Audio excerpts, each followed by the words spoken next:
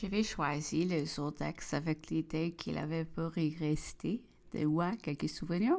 Les pertes nuit m'avaient rendu ce lieu cher et sacré. J'allais y retrouver les impressions les plus pénibles, mais je ne fuyais pas le-delà. J'y avais établi un hôpital, j'y avais fait du bien à tous les pauvres, et celui-là reporte plus que le bien fait aux riches. Je le prouvais dans le cueil qui gérait ceux des habitants. Je me trouvais encore sur une terre amie. Monsieur de Vaudin me quitta pour retourner à Paris et demander une décision de puissance à mon égard. Mon appel, Monsieur Appel, et des comtes du prince de Schwarzenberg est venu avec mes autres voitures, resta près de moi. Ce jeune comte de Vaudin avait une figure remarquable et une présence d'esprit extraordinaire. Monsieur de Metternich l'élevé à la diplomatie et y montrait les plus grandes dispositions. Il étudiait tous les rôles. Maître Jean encore pour bien dissimuler, il trahissait par vanité le talent dont il se tendait. Sa fortune, un pareil choix annonçait assez l'intention de la diplomatie autrichienne.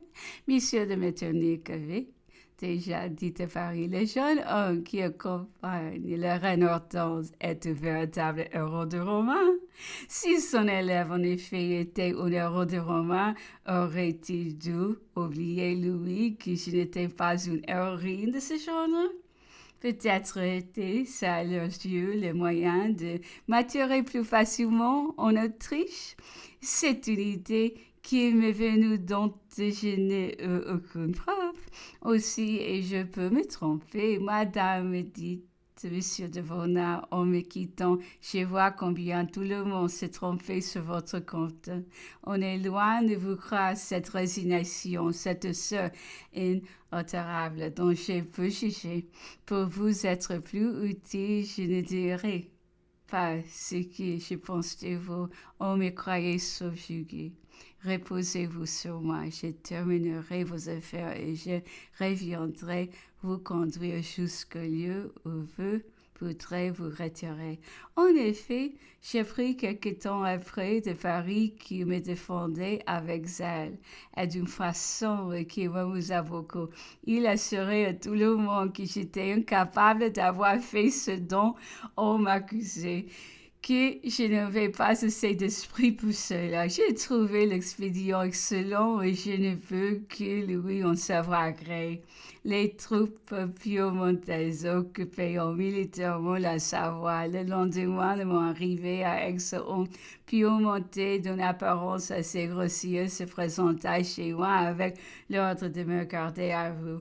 Il y mettait le fin d'une obstination aussi placé que Monsieur Appel s'emporta et fut sur le point de lui demander raison de sa conduite sans égard, mais il crut devoir plutôt s'adresser au commandant à Chambéry, alla le trouver et lui exposa qu'étant ma sauvegarde, il ne pouvait tolérer de tels procédés. Le commandant piémontais se confondit en excuses, rejeta tout sur son subordonné et le rappela aussitôt. Devenu livre-jeu aussi, dans cette circonstance, les obligations réelles à M. Finot, qui venait d'être replacé pour le roi de France et préfet de Chambéry. Il veilla sur les dangers que les émissaires du parti royaliste multipliant sous mes pas. Je lui dis quelque tranquillité. M. Finot était parent de la duchesse de Bassano. Il avait conservé en 1814 sa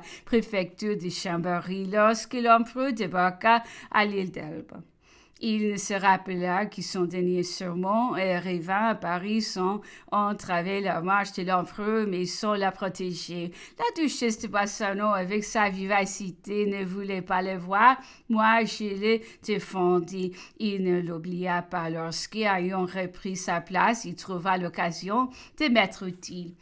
Le duc de Feltre arriva à Aix peu de temps après moi. Je le croyais en disgrâce de la cour des compte qu'il avait suivi. Je m'en étonnais, Louis, ancien chef d'état-major de mon père à l'armée du Rhin. Lui, un des hommes les plus anciens au monde, avouait à l'empereur être un de ceux qui en avaient reçu le plus de bienfaits. Il est prêt avec foi qui se trouvait au même lieu que moi.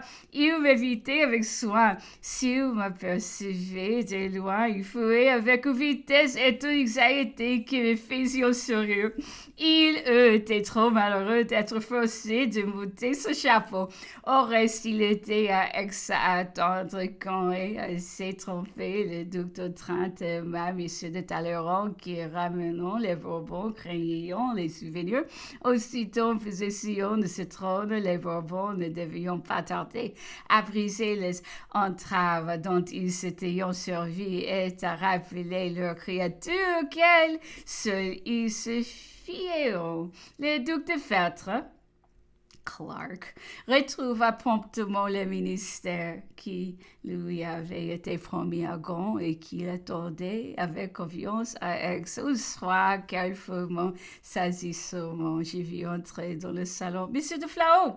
L'armée de la Loire avait soumis et licencié par le maréchal MacDonald. Monsieur de Lavardeur, cédant désir de revoir encore une fois sa femme, s'était aventuré jusqu'à Paris où il n'avait pu échapper au piège que la police lui tendait depuis longtemps. Il était arrêté. Monsieur Lavalette, qui ne pouvait se croire coupable, au moins que toute la France ne le fut avec lui, n'avait jamais voulu se séparer de sa femme près d'accoucher. Il avait été traîné en prison. Monsieur de Flahault avait quitté son cousin, d'ailleurs, on entra à Paris et il venait me rejoindre et me consacrer sa vie, mais je lui fis remarquer que ma position pouvait compromettre la sienne, comme sa présence nuire à ma réputation, qu'il fallait s'éloigner jusqu'au jeu ou même mieux établi. Il me serait permis de m'entourer de mes amis. Ils sentaient toute la nécessité de ce sacrifice et là se placer assez près de moi pour avoir de mes nouvelles. Quoique ce fut à peine une séparation, je ne sais quel pressentiment me l'a rendu plus pénible que tous les autres, tant mon cœur était oppressé en lui disant adieu. Quelques jours après, les journaux annonceront ce voyage de M. de Flahault et le politique en profita peu, me montrer entouré d'un grand nombre d'officiers de l'armée de la Loire qui mon influence avait attiré, tandis que M. de Marmont, habituellement faible et malade, M. l'abbé Bertrand, dont l'état ni le caractère m'annonçaient la veillance composait seul le redoutable état-major.